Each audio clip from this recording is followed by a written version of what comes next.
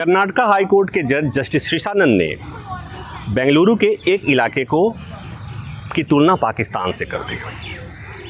Justice Srishananda ने उनके court में दलील पेश कर रही एक महिला को लेकर अभद्र टिप्पणी कर दी और ये दोनों वीडियोस वायरल हो गए।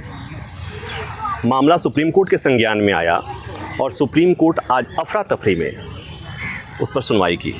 मुख्य न्यायाधीश की बेंच अपने 4 सहयोगियों के साथ यानी 5 जजों की बेंच बैठी और इस मामले में स्वतः संज्ञान लेकर हाई कोर्ट को नोटिस जारी किया है और इस संबंध में जवाब मांगा है। मतलब हाई कोर्ट के जो रजिस्ट्रार जनरल होंगे वो जवाब देंगे कि ऐसा क्यों हुआ है। सुप्रीम कोर्ट में सुनवाई के दौरान सीजेआई ने एक बात कही कि लगता है कि हमें इस संबंध में गाइडलाइन जारी करने की ज़रूरत है। वो क्यों है?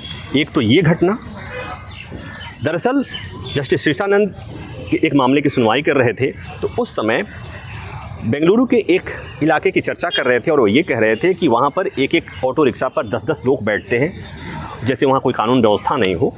और फिर उसके बाद उन्होंने कहा कि ऐसा लगता है कि ये पाकिस्तान है। दूसरी जो घटना थी उसमें एक महिला एडवोकेट अपनी दलील दे रही थी और वहाँ पर उन्होंने कुछ ऐसी बात कह दी जो आपत्तिजनक थी। उसको लेकर सुप्रीम कोर्ट की वरिष्ठ वकील इंदिरा जयसिंह कोर्ट में आई और उन्होंने ये बातें बहुत प्रमुखता से रखी और उसके बाद कोर्ट इस मामले पर सुनवाई को तैयार हो गया, जवाब मांग लिया। अगले हफ्ते बुधवार को इस पर सुनवाई होगी। 2 दिन में जवाब देना है हाई कोर्ट की तरफ से। और ये कोई हाई कोर्ट के जज की तरफ से कोई ऐसी पहली टिप्पणी नहीं है जिस पर सुप्रीम कोर्ट आहत हुआ हो या जवाब मांगा हो।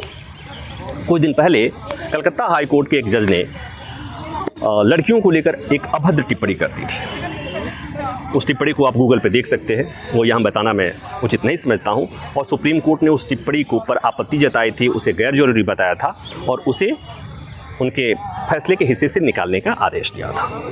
कुछ दिन पहले पंजाब और हरियाणा हाई कोर्ट के एक जज ने सुप्रीम कोर्ट को लेकर ही, सुप्रीम कोर्ट के जजों को लेकर ही टिप्पणी कर दी थी कि सुप्रीम कोर्ट के जजेस ऐसा कि अपने को सुपर मानते हैं और वो हाई कोर्ट के जजों को या हाई कोर्ट के फैसले को डिमीन करने की कोशिश करते हैं। कुछ इस तरह की टिप्पणी कर दी थी। तो अब सुप्रीम कोर्ट इस मामले में दिशा निर्देश जारी करेगा। अब ये सवाल उठता है कि किस तरह का दिशा निर्देश जारी होगा। ऐसा नहीं है कि केवल हाई कोर्ट के जजेज ही ऐसी टिप्पणी करते हैं। एक टिप्पणी और मैं याद दिला दूँ। राजस्थान हाई कोर्ट के एक जज ने गाय को राष्ट्रीय पशु बनाने की मांग करते हुए अपने फैसले में उन्होंने लिखा था कि मांग बनाए जाने की ज़रूरत है और तब उन्होंने गाय के बारे में ऐसी बातें करी थी जो साइंस, विज्ञान, सब चीज़ को धता बता दिया था। जैसे मतलब ऐसी टिप्पणी जो कि कोई भी पढ़ा लिखा आदमी उसे स्वीकार नहीं करेगा। तो ये तो हो गई हाई कोर्ट की टिप्पणी।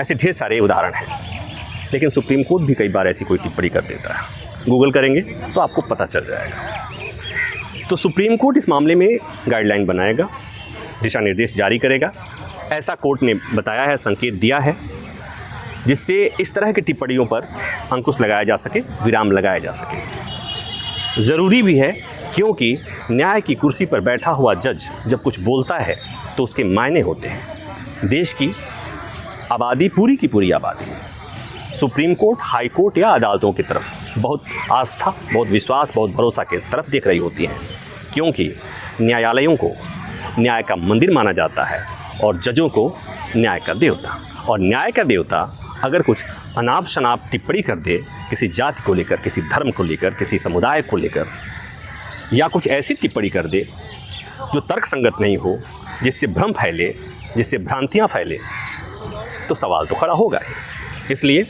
सुप्रीम कोर्ट के इस पहल का स्वागत होना चाहिए और उम्मीद की जानी चाहिए कि सुप्रीम कोर्ट जब इस संबंध में दिशा निर्देश जारी करेगा तो इस तरह की गैर ज़रूरी टिप्पणियों से पर रोक लगेगी।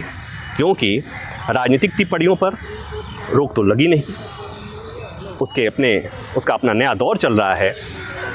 न्यायपालिका से के जरिए आने वाली टिप्पणियों पर रोक तो लगी सकती है। बस इतना ही, धन्यवाद।